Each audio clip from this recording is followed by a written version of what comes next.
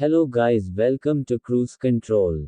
Unless you've been totally ignoring all car news this week, you'll probably be aware that the Jeep Grand Wagoneer has finally been unveiled, and it's stunning. Not only are we talking about its handsome chiseled looks, but its tech and luxury are a major step up for the brand too. An all-new model, the Grand Wagoneer does what the Grand Cherokee never could by elevating the status of the Jeep brand into that exclusive echelon where only the most luxurious and advanced SUVs reside, and where the Cadillac Escalade reigns supreme. But is newer automatically better? Or will the veteran of the game be the swanky SUV of choice in 2021? Let's find out. As always, art is subjective, but we can probably all agree that the Escalade is the more radically styled artwork while the Grand Wagoneer looks a lot more conservative, red, old-fashioned. On the Caddy, a truly massive grille makes the slim headlights appear even narrower, while vertical daytime running lights increase the impression of height, as do vertical taillights. With a subtle roof spoiler, dual exit exhaust tips, and 22-inch wheels as standard, the Escalade looks very sporty while still giving the impression of high-tech luxury. The Jeep is more subtle, but no less attractive. A nicely proportioned grille blends into the headlights and boasts a stunning light display when you activate remote start. A chrome accent highlights the subtly integrated fog lights. At the rear, there's more chrome connecting the taillights, but this SUV is styled in a more old-fashioned manner. Instead of a flowing glass house, each window, including the rear windshield, is framed in chrome. In our opinion, the Jeep already looks too dated in many respects while trying too hard in others. While we can appreciate retro styling, this seems a little haphazard, whereas the Escalade looks far more resolved. Neither of these vehicles could call themselves all-America SUVs without offering V8 engines, but both satisfy our craving for gas-guzzling grunt. In the Caddy, a 6.2-liter naturally aspirated V8 produces 420 horsepower and 460 pound-feet of torque. Fortunately, if you prefer an oil burner, a 3-liter 6-cylinder turbo diesel provides 277 horsepower and the same torque as the V8. Maximum towing capacity on the Escalade is 8,300 pounds, which is rather disappointing since its former chief rival, the Lincoln Navigator, can manage up to 8,700 pounds. Jeep goes about things a little differently, fitting the regular Wagoneer with a 5.7-liter Hemi V8 producing 392 horsepower and 404 pound-feet of torque. In the Grand Wagoneer, that Hemi swells in size to 6.4 liters and develops 471 horsepower and 455 pound-feet of torque. Despite less twist, both Wagoneer models are able to best the Cadillac's towing figures with a maximum of up to 10,000 pounds. Jeep wins this round, but some may be disappointed that a diesel is not offered. An Escalade Interior is no longer a hive of scratchy materials and hard plastics. These days, you get an industry-first 14.2-inch curved OLED driver display.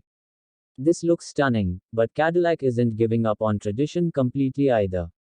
You still get physical buttons for things like the standard tri-zone climate control, along with an actual lever for gear selection. Leatherette upholstery is standard along with heated seats in the first 2 rows, a heated steering wheel, a power folding 3rd row, and options like massaging front seats, a panoramic sunroof, and Mulan leather. That aforementioned curved display merges with a massive 16.9-inch infotainment touchscreen for a total of 38 inches of screen width, boasting all the usual features like wireless Apple CarPlay and Android Auto. Night vision and a mind-blowing AKG Studio sound system with 36 speakers are on the options list. In Jeep's offering, 4-zone climate control is standard, as is satin American walnut wood trim throughout. Premium leather is everywhere too, highlighted with French accent stitching in a knurled aluminum gear selector. Liquid chrome HVAC vents further amplify that luxury feel, while an available 75 inches of digital screen area throughout the cabin will make your grandma ask if you're seated in an store. Ahead of the driver is a 12.3-inch digital display, while a touchscreen infotainment display in the center console handles infotainment. Wireless smartphone connectivity is standard here too, and the new Uconnect 5 software also supports Amazon Fire TV for Auto. A 10.3-inch touchscreen is available for the front passenger, while climate control is handled by a 10.3-inch touch display, a screen that has spawned a twin in the second row. While we're back there, you can also spec a pair of 10.1-inch seatback displays for entertaining road trips. It all looks truly spectacular, and although we wish that physical buttons would feature more frequently, there's no doubt that the Escalade is well and truly beaten in the luxury and tech departments. The cheapest Escalade starts at a base price of $76,195 before $1,295 destination charge. Spec all available options on the top trim and you'll easily spend $120,000. With Jeep, the regular Wagoneer starts at $57,995 for the basic Series 1 version, before a $2,000 destination charge.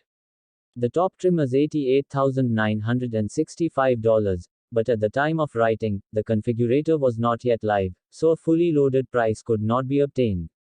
Nevertheless, it appears that Jeep is structuring the Wagoneer trims to help you choose the right model without spending hours deliberating over what you want to add to the vehicle. The Grand Wagoneer starts at $88,190 while the top trim, until the Obsidian version arrives, will set you back at least $107,980. If you want the luxury look without all the dressings, the Wagoneer seems to be the more affordable option. As always, many of the points raised in this opinion piece will resonate with some readers while others will find our opinion on some aspects baffling, but here's what we think. The Cadillac Escalade is still a symbol of American luxury and will still be favored by rappers and celebrities more than the Wagoneer. It looks better, is more affordable, and feels more familiar. The Grand Wagoneer, on the other hand, is a powerhouse of technology and towing ability, and because of that Jeep badge, will likely be better off-road too. However, we think the rear and the profile both look terrible, and we'd really prefer some physical buttons despite the ability to adjust things with voice control. But here's where it gets interesting. Jeep is offering a truly premium after-sales commitment to buyers. Combined with all that new tech and more practicality, the Grand Wagoneer is the one we'd have. We'd just close our eyes when approaching from any angle but the front. Subscribe still for our videos and thanks for watching.